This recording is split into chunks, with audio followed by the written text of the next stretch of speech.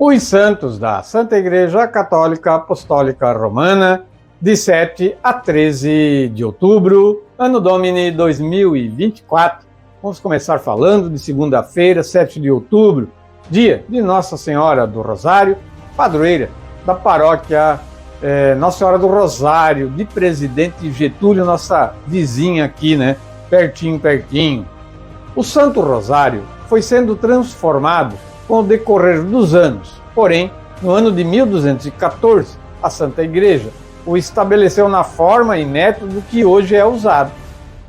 Antes, as Ave-Marias não eram como agora, nem mesmo os mistérios contemplados entre outros ingredientes da oração. Sua origem se deu com a revelação divina de Nossa Senhora do Rosário a São Domingos de Gusmão, fundador dos dominicanos. Por meio das citações referidas ao bem-aventurado Alano de la Roche, em seu livro De Dignate Psalteri, São Luís Maria Grignon de Montfort relata a origem do Rosário. Em 1573, o Papa Gregório XIII tornou a festa mariana obrigatória para a Diocese de Roma e para as confrarias do Santo Rosário, sob o título de Santíssimo Rosário da Bem-aventurada Virgem Maria. Em 1716, o Papa Clemente XI inscreveu a festa no calendário romano, estendendo-se para toda a Igreja.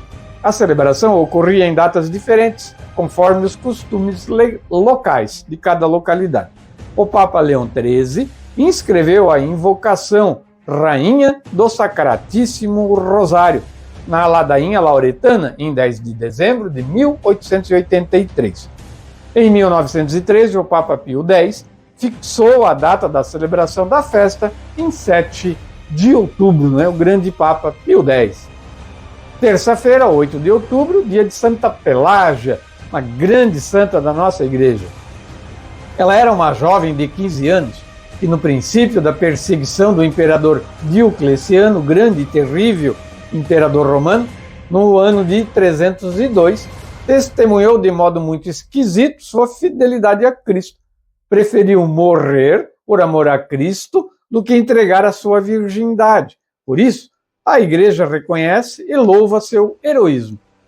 Quando os soldados do imperador foram à sua casa para levá-la ao tribunal, que certamente a condenaria porque ela era católica, Pelágia recebeu-os bem, e quando se propuseram levá-la dando voz de prisão, pediu-lhes permissão para que fosse trocar de roupa.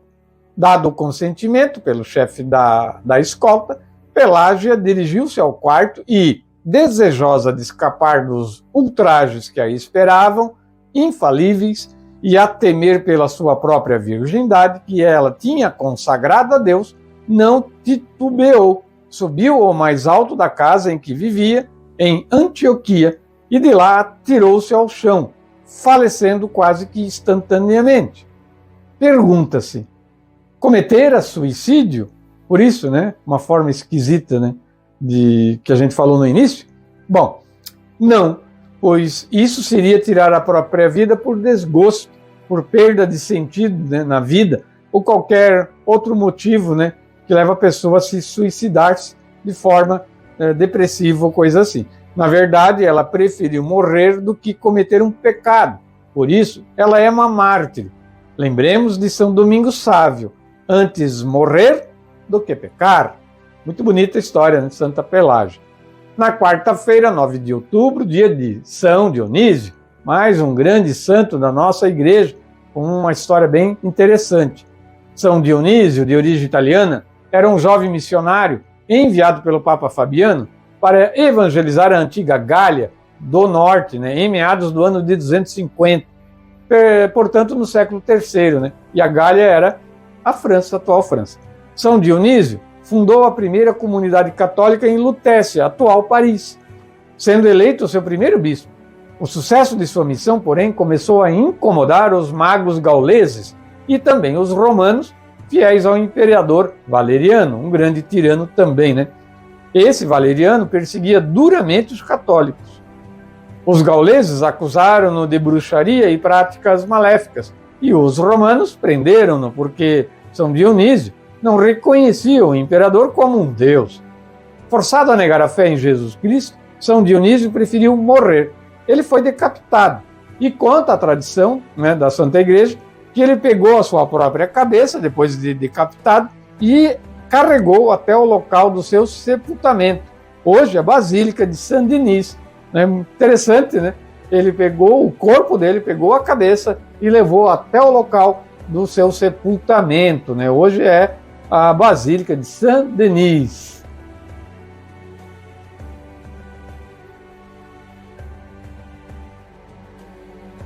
Quinta-feira, 10 de outubro, dia de São Daniel Comboni. São Daniel Comboni nasceu em Limone, na Itália, em 1831, único sobrevivente de 8 irmãos. Aos 10 anos, ingressou no internato de Verona. Quando tinha 17 anos, ouvindo contar as vicissitudes dos missionários na África, decidiu dedicar sua vida à evangelização dos africanos.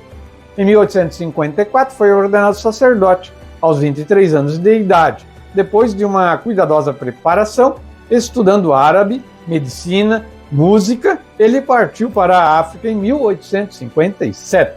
Estando lá, impressionou-se com a terrível situação dos escravos.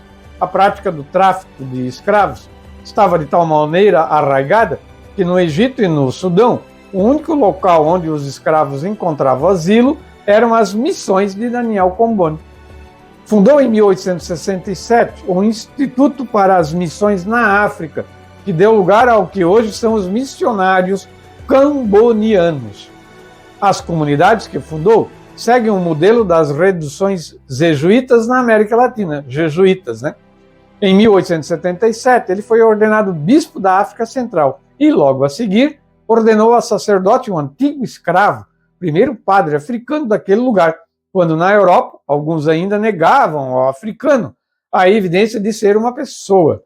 Morreu aos 50 anos, bem novo, A 10 de outubro de 1881, no meio dessa gente que ele tanto amou lá na África.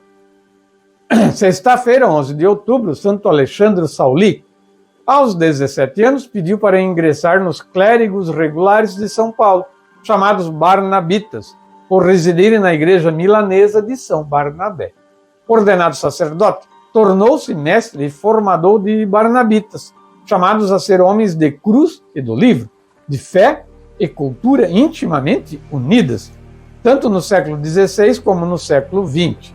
Alessandro Sauli, nesta obra, é um homem tão protagonista que com apenas 34 anos já o fazem superior geral. Por 20 anos, a Córcega teve um pai e um professor nele, e ele morreria ali.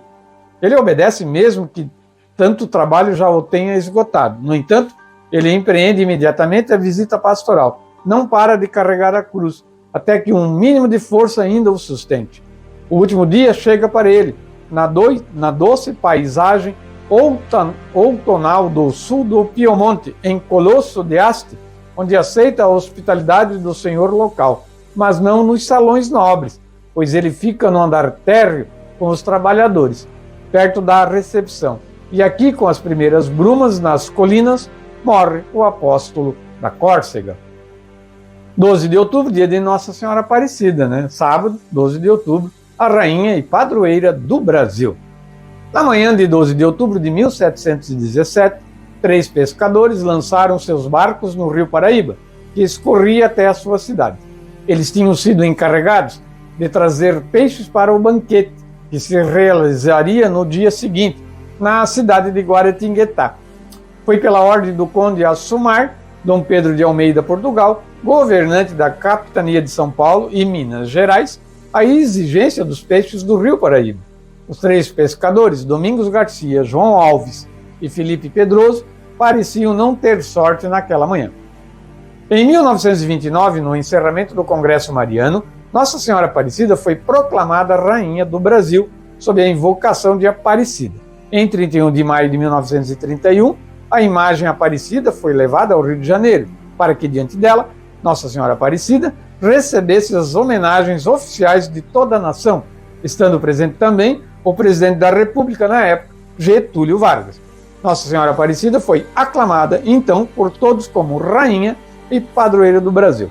Em 1958, a cidade da Aparecida foi elevada a arcebispado, sendo seu primeiro arcebispo o cardeal Mota.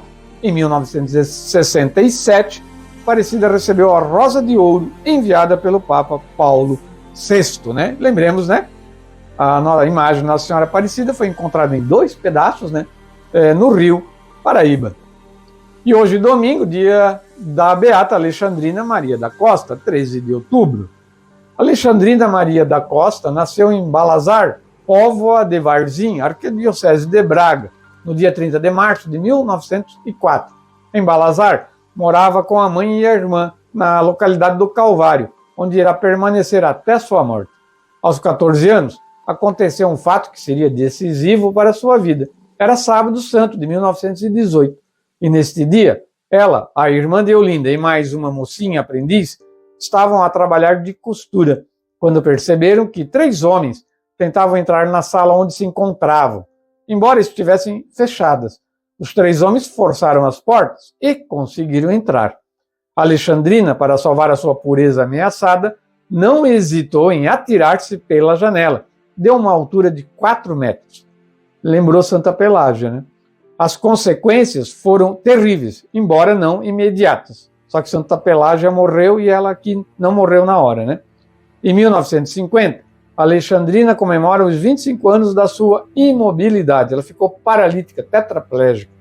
Em 7 de janeiro de 1955, foi anunciado que este seria o ano da sua morte. No dia 12 de outubro, quis receber a unção dos enfermos. No dia 13 de outubro, aniversário da última aparição de Nossa Senhora de Fátima, ela foi ouvida exclamando: "Estou feliz porque vou para o céu."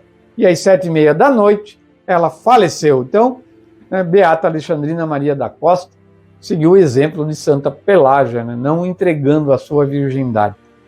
O homem é muito terrível mesmo, Então, 13 de outubro também a gente lembra, a última aparição de Nossa Senhora de Fátima.